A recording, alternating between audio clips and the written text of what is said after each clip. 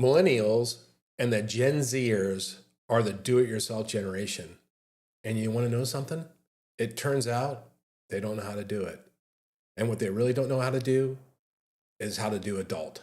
And so they're turning to places like YouTube and TikTok and even AI tools like Gemini and ChatGPT to learn basic things that previous generations were taught either at home or at school.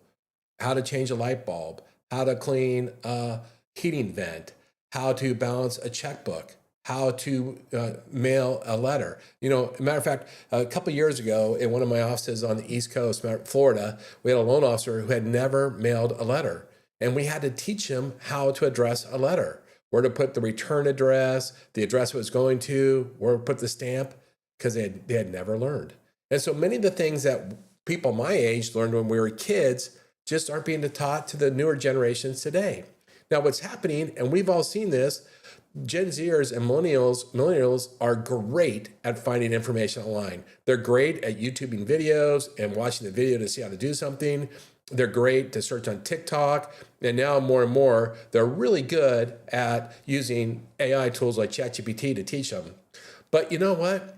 Watching videos and reading how to do it online doesn't show all the nuance on how to do something, and it doesn't oftentimes give the user, the person, confidence in how to do that.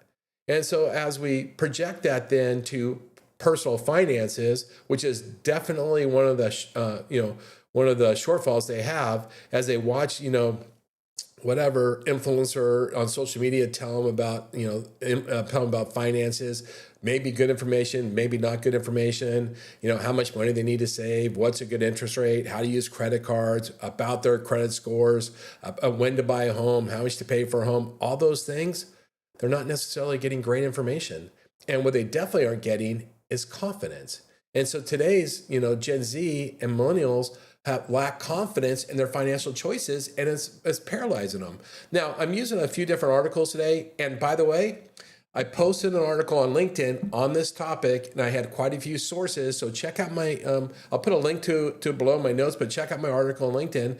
But I used a few different, I used a few different articles. The first one I used is this article. It was actually in Charter, and it says Americans are increasingly looking up how-tos for basic life skills. In this article, you can see, I love this little chart right here. You can see each of these charts, these questions, there's a surge in adults asking for how to do laundry, how to use a mop, how to use a washing machine. Look at the bank account, a giant surge up, right? How to set up a bank account, how to file taxes, how to use a credit card, how to put up a picture, how to use a hammer, how to change oil, right? All sorts of just, oh my gosh, stuff they didn't learn because, high schools have cut home ec. And as a matter of fact, you know who the new home ec teacher is? The new home ec teacher is Google.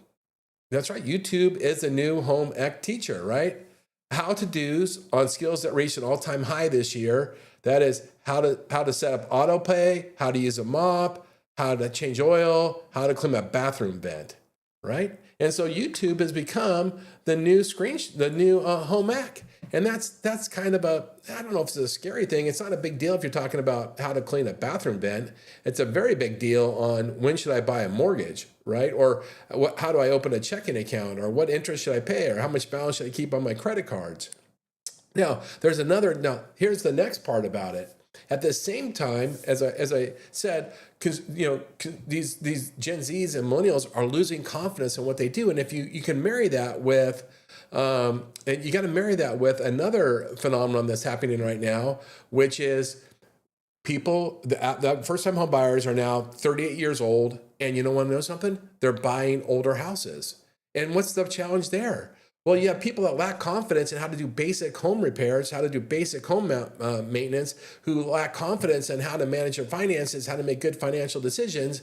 And that's just a collision course right now that is really, becoming a burden or a barrier to first-time home buyers buying homes. Now, I'm going to reference this really quick. I'll show you one other article, and then we're going to wrap this up. This is an article from another Sherwood article. The title is Americans' Homes and the people who buy them are getting older. This shows you, look at the average first-time home buyer is 38, the average homeowner is 61.